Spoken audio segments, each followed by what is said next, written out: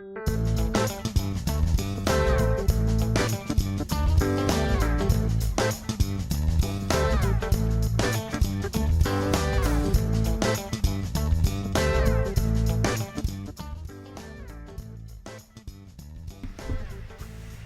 evening, community.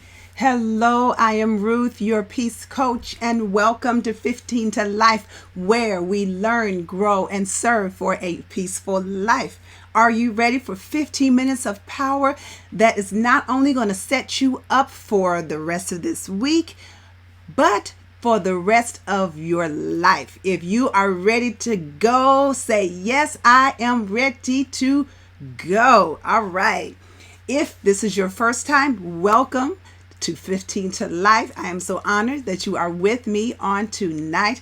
I am ready, ladies. I'm ready to go. So remember, we are still setting our foundation for what 15 to Life is about. Last week, we talked about how to grow. I am not going to go over the pointers from last week. If you didn't watch last week, I suggest after this that you go out and watch last week's, which is 15 to Life, How to Grow, and watch that. Now, if you have not already, make sure you like the page, follow the page, and also share this stream, because we are growing our community and I need you to help me grow this community. So make sure you share the stream, talk about it, because I need you to help me. And again, I see some of you are saying that you are ready to go. Karen Deal, yes, I am ready to go. Tanisha, yes, I'm ready to go. Goldie, yes, we are ready to go. So like I said, so tonight we are going to talk about why serve. Why serve. In our 15 minutes, we're going to talk about why serve.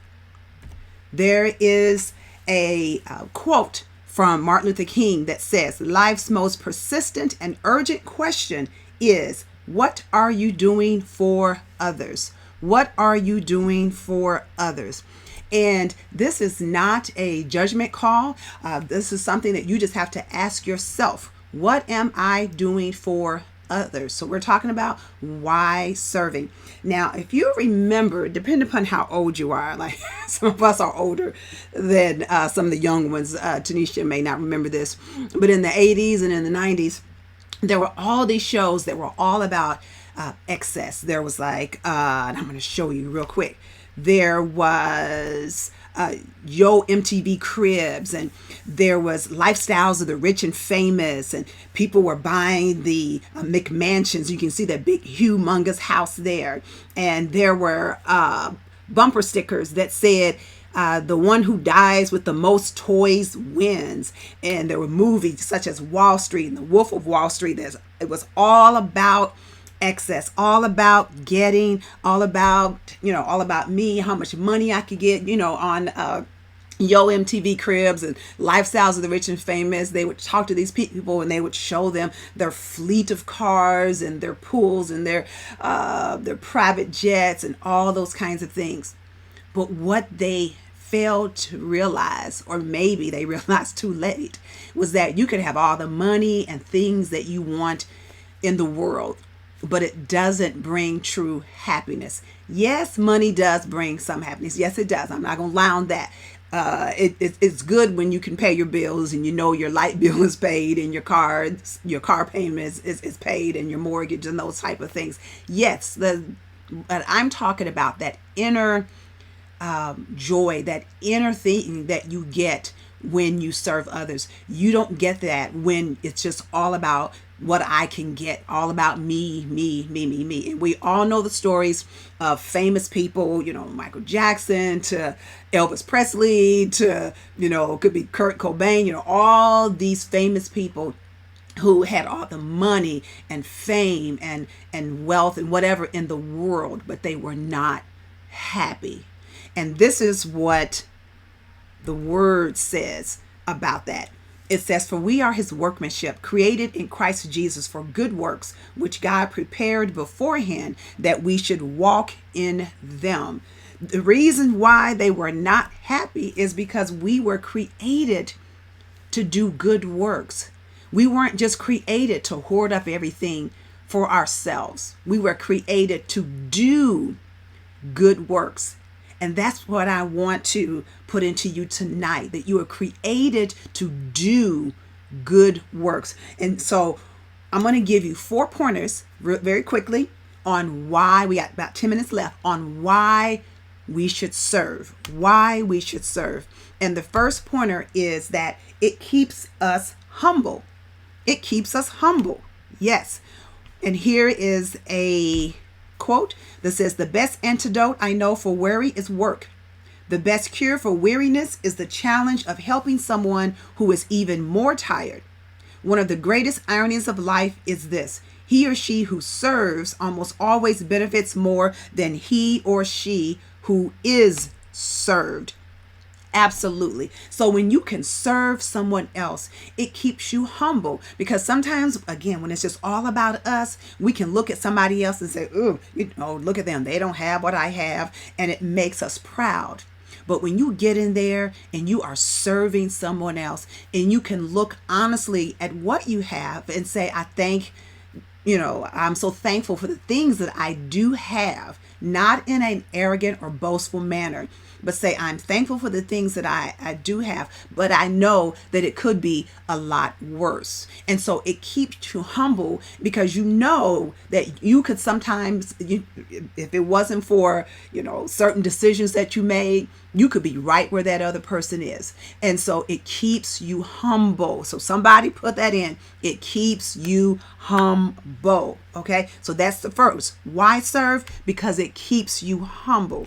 Now, our next point, why should we serve? Because someone needs what you have to give. Someone needs what you have to give. It says, each of you should use whatever gift you have received to serve others as faithful stewards of God's grace in its various forms. Yes, you have a gift that somebody needs. I know you saying, not me. I don't have any special big gift to give anybody else. Yes, you do. God has placed something inside of you that someone needs. And it could be something as simple as, I don't even want to say simple, but a hug. Do you know how much bad people need hugs? And when you receive a hug, what it does for your mental state when you receive that hug. So maybe it's a hug. Maybe it's cards that you send someone. My mother loves to do that. Maybe it's giving that word of encouragement. Maybe it might be giving someone some money. Doesn't always have to be about money. There's so many other things that we can do, but there is something inside of you. And so I encourage you this week, find out if you don't know. And remember, you are supposed to have your paper and pencil. You better let me know if you have your paper and pencil and you're writing these things down, because I know that you will forget them. And because when you hang up, when you get off this in 15 minutes, your kids are going to be saying they're hungry. And even though they just ate dinner, they're going to want some dessert. And you got to think about, okay, what am I wearing to work tomorrow? And do I have gas in the car? And what are we going to eat for the rest of the week? And on and on and on. So write these things down, review them, okay? Figure out what is inside of me that I can give to someone else, because you have a gift that someone needs. Maybe it's your story. Maybe it's how you grew up, things that your experiences. Somebody needs to hear that. You have a gift to give. All right, figure that out. Here's our next.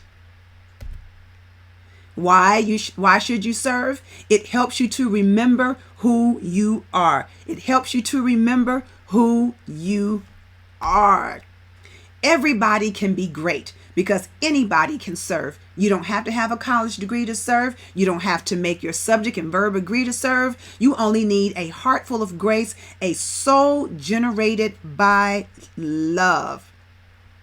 Remember, you were created to do good works. You are great. I'm going to say this to you again. You are great. I'm going to say it one more time. You are great. That is who you are. That is who you are. And when you serve and when you pour into somebody else, you exhibit that greatness that is inside of you, because we forget Because what we look at our mistakes. Oh, I yelled at the kids. Oh, I was mean to the boss. Oh, I was impatient in the Lion and Meyer and Kroger. That's me. I got mad because somebody cut me off. Oh, and I made this mistake. Oh, I made that mistake. And we go on and on and on and on. No, forget about those things. Yes, they happen. We'll work on those. Not today. You are great. I need you to know that. It helps you to remember who you are. You are made in the image of God. You are fearfully and wonderfully made. Do not forget that. Okay? And then our last point for today is why you should serve. It helps you to find yourself. Just in case you don't know who you are, it helps you to find yourself. And Mahatma Gandhi said the best way to find yourself is to lose yourself in the service of others.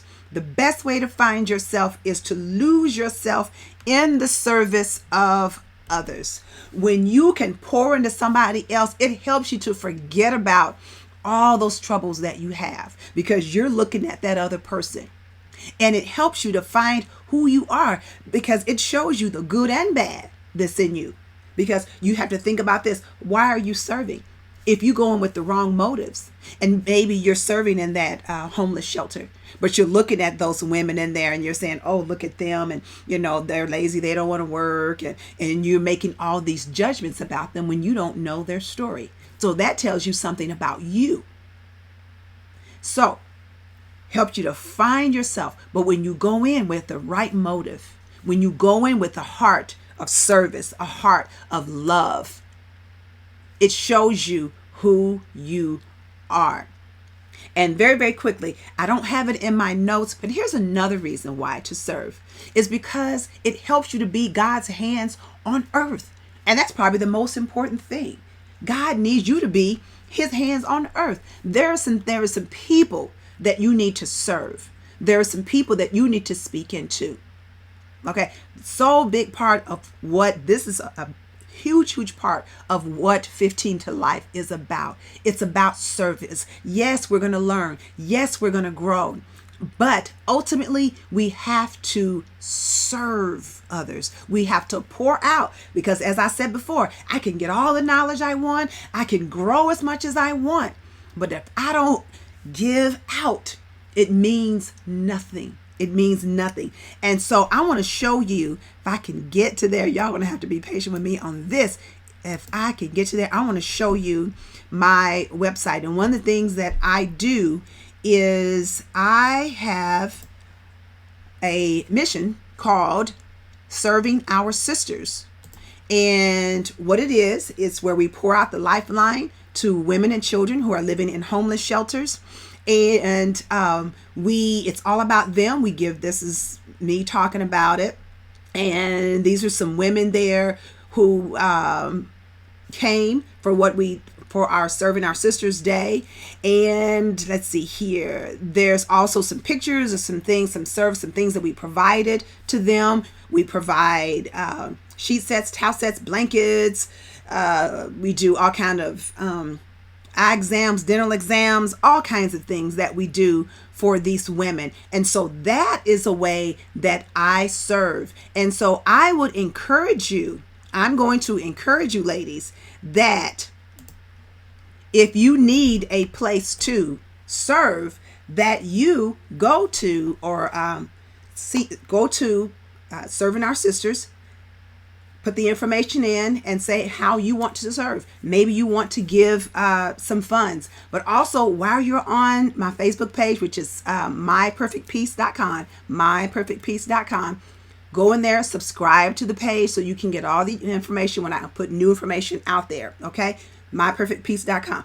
All right. I have like 1 minute left. Let me see some people that's on here. Sharita, love you. Sandra Easley, Granny. Oh, nay, hey, thank you for watching tonight. Alvia Thomas, thank you for watching. Listen, ladies, serve. Write these things down. It is so important that we serve, that you give out. Cannot hoard up for ourselves. See my church? Be the change you wish to see in the world. You got to be it. You got to do it. We can't talk about it. You have to do it. Serve somebody else. Let me know on next week who you served on this week. That's what I want to know. That's what your homework is. Serve somebody this week and then let me know who it was that you served. All right, that is it for tonight. It has been 15 minutes of power. I love you to life, and I will see you on next week.